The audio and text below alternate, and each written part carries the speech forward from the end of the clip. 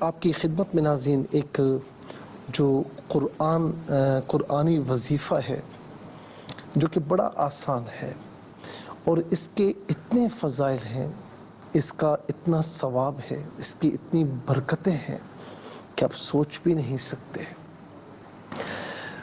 حضرت امام ابن سیرین رحمۃ اللہ تعالی علیہ، جو کہ ناظرین کسی تعارف کے محتاج نہیں، ائمہ معبرین میں سے بھی ہے، آپ کے تقوی پرہیزگاری کا یہ عالم کہ جب اذان کی آواز سنتے تو تھر تھر کانپنا شروع کر دیتے، اور جب کہیں بیٹھے ہوئے ہوتے اور موت کا تذکرہ کہیں نکل آتا تو ناظرین چہرہ پیلا پڑ جاتا، زرد پڑ جاتا اور ایک دم خوف اور ڈر میں آ جاتے۔ اتنے متقی اور پرہیزگار ہونے کے باوجود اللہ تعالیٰ کے خوف کا یہ عالم تھا۔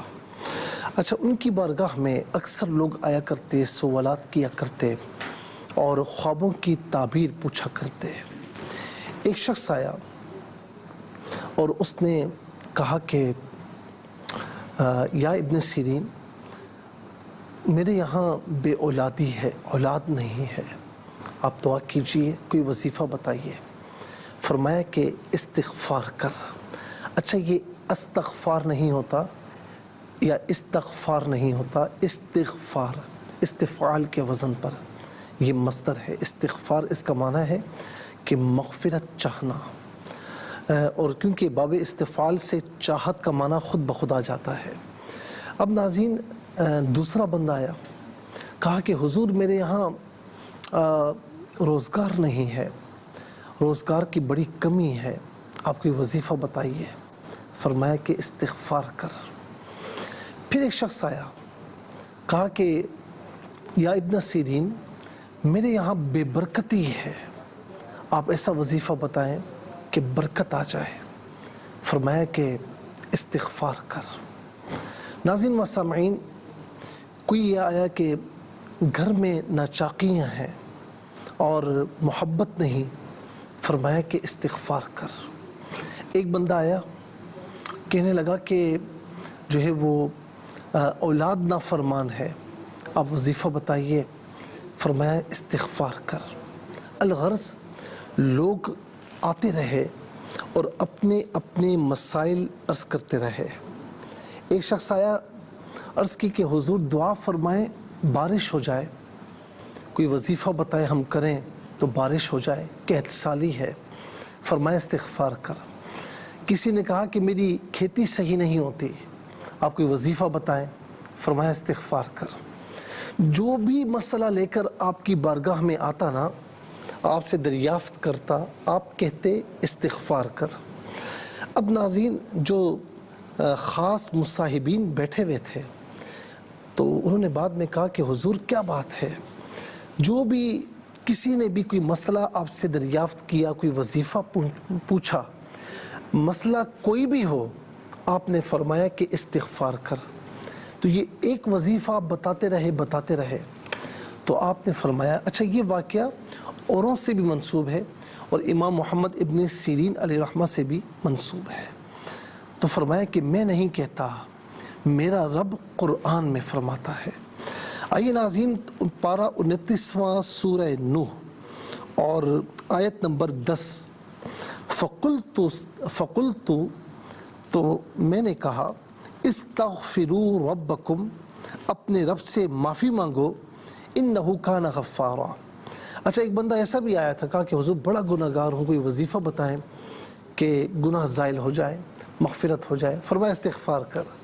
تو اب آپ دیکھیں کتنے فوائد ہیں اس وظیفے کے۔ استغفروا ربکم، اپنے رب کی بارگاہ میں معافی مانگو۔ نمبر 1 کیا ہوگا؟ انہ کان غفارا، بے شک وہ بڑا معاف فرمانے والا ہے۔ استغفار کرو تو اللہ تبارک و تعالی معافی عطا فرماتا ہے، معافی کی چٹ عطا فرماتا ہے۔ نمبر 2، یرسل السماء علیکم مدرارا، سورہ نوح کی آیت نمبر 11، تم پر موسلا دھار بارشیں نازل فرمائے گا۔ قحط سالی ہو یعنی گناہوں کی معافی ہو، استغفار سے ہوتی ہے، نمبر 2 قحط سالی ہو تو اللہ تبارک و تعالیٰ میہ برساتا ہے، بارش نازل فرماتا ہے۔ نمبر 3 آیت نمبر 12 سورہ نوح، وَيُمْدِدْكُمْ بِأَمْوَالٍ وَيُمْدِدْكُمْ بِأَمْوَالٍ، تمہارے مالوں میں اضافہ فرمائے گا۔ یہ نمبر 3 ہو گیا۔ نمبر 4 وَبَنِينَ، تمہاری اولاد میں اضافہ فرمائے گا۔ اب کتنے ہو گئے ناظرین؟ نمبر 1 مغفرت، نمبر 2 بارش برسنا، نمبر 3 مال میں زیادتی ہونا، نمبر 4 اولاد میں زیادتی ہونا، نمبر 5 وَيَجْعَلْ لَكُمْ جَنَّاتٍ، اور تمہارے باغات ہرے بھرے فرمائے گا، اور نمبر 6 وَيَجْعَلْ لَكُمْ أَنْهَارًا، تمہارے لیے نہریں بنا دے گا۔ ناظرین یہ نمبر 6 ہو گیا۔ اور یہ آپ دیکھیں کہ ایک وظیفہ، اور مغفرت بھی ہو رہی ہے، آسمان سے جو ہے وہ میہ بھی برس رہا ہے، قحط سالی دور ہو رہی ہے۔ نمبر 3 مالوں میں زیادتی ہو رہی ہے، اموال میں زیادتی ہو رہی ہے، اضافہ ہو رہا ہے۔